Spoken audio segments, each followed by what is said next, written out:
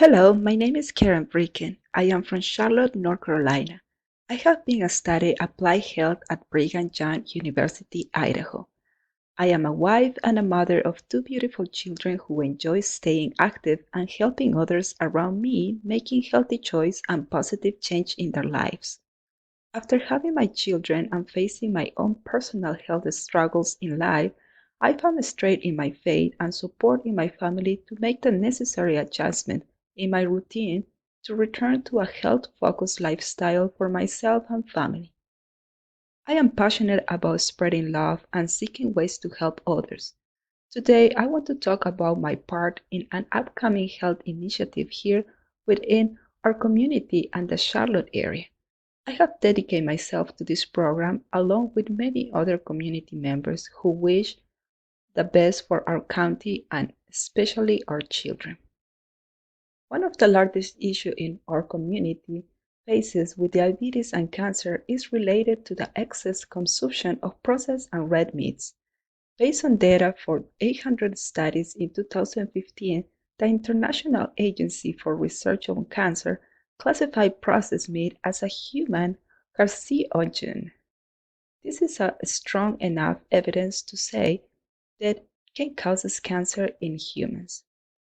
Those people who have fallen in the top 10% of red meat consumption, who consume on average more than 150 grams or 2 servings of processed or unprocessed red meat per day, had the highest level of signatures leading to tumors.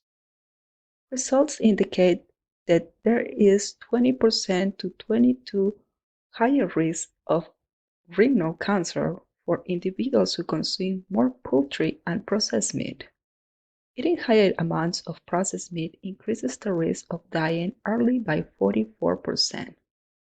The young students of our community should be our first priority for early prevention and setting good health habits that will carry into the home. It has been shown in other states that there is an increase in grades and on end-of-year academic tests by 0.03 to 0.04 points higher when the school contracts Healthy Lunch Company for food options. Test score increase were nearly 40% higher with students who participate in reduced price or free school lunch programs. Providing healthy school lunches was an effective and cost-saving way for the school to improve students' learning. Vegan school lunches contain triple the amount of heart-healthy fiber found in standard entrees. Vegan options average 9.5 grams of fiber, while common meat-based selections average 2.8 grams. The American Heart Association suggests elementary age children between 9 and 13 to consume 26 to 31 grams daily fibers. About 14% of students of the school district around USA now offer plant-based options. Our goal is that by the year of 2023, the school year, all state public schools of Greater Charlotte areas and surrounding counties will adopt a Meatless Monday policy and offer the students vegetarian or plant-based options. A traveling team of health education will visit the school to share information and meal plans to help spread these reduced meat habits into the home and lifestyle. The county health service are supporting the plan by making updates to their website and providing answers to the community members who are interested in learning more about the program and materials available.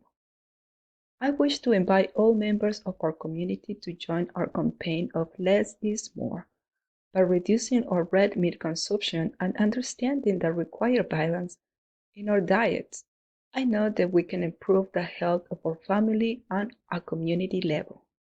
Understanding the importance of meatless Mondays as an idea and meat substitution options will increase the life expectancy of our loved ones and reduce the risk of disease-related issues. Thank you for taking the time out of your busy day to give thought to this plan and share it with those who are closest to you. One step in the right directions can influence so many who can watch and walk beside you. If you would like to know more about our program, receive free recipes, and even find opportunities to volunteer in our cause, please visit www.lesismore.com.